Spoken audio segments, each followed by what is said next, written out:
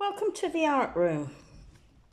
So, I thought I would start a series of GCSE tidbits and how to start your projects off if you're taking GCSE or even Art A level. So, I'm a teacher. I work at the moment with Year 10 boys. They're on their second subject, and I thought it might be helpful if I record what is actually happening in their books. So we're on the second project, and the second project is collections, and we've started off with a still life drawing using mixed medium. So at the moment we started off with charcoal drawing. Some of them have decided to take the charcoal a little bit further and to actually start the folds. So it was based on citrus fruits, huge still life on the table to start off. And this student has actually worked in acrylics and also oil pastels and watercolours.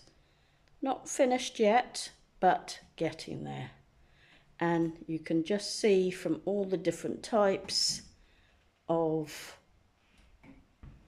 artwork what you can achieve. Now, remember that it all depends on the skill of the person or student taking the art to terms of what grade you actually get. But this is going to be a step-by-step process showing a new book, the start of it. So I'm using my sketchbook and some of the students to show how easy it is if you start with a process. So, nice title, collections, not finished by far. I'll come back to another point. And so my students actually challenged me. I said, would it be helpful if I did a sketchbook alongside them? As a teacher, I thought, okay, yes, I can handle that, but actually forgot how much hard work this actually is. So, from the still life, I chose for them Paul Cézanne as the artist, and they could then choose a comparison artist, and that may be somebody that is a photographer, a jewellery artist, a sculptor. It could be another painter like I've chosen, just so that you see a contrast. Get them started. Now, it's really important when you start to have a really nice presentation. As you can see, I've left this one square because it is in capturing the background. And this one I've actually started to cut out and have various different ideas on how to lay out. Remember, you do need to add analysis in, which is about the artist. You are not paraphrasing from the internet. Look at the work, look at the colours, look at the composition and talk about it.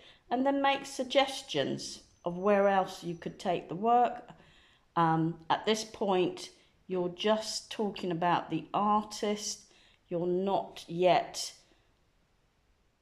actually going to turn this into anything. And the next page is for studies.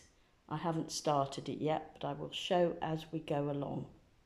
So this is the start of collections.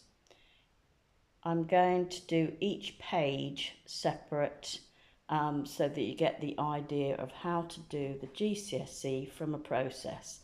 As I mentioned before, this is based for GCSE students, although A-level students can follow the same method.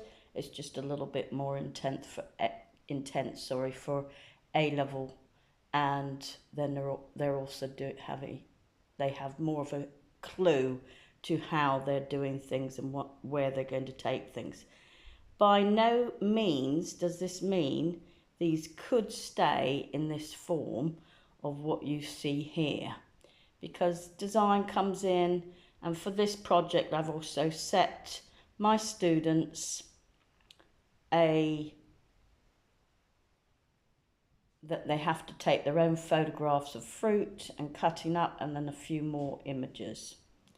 So that will be the first section we start on this project. Thank you for watching. If you like what I do, subscribe to my channel. Thank you very much.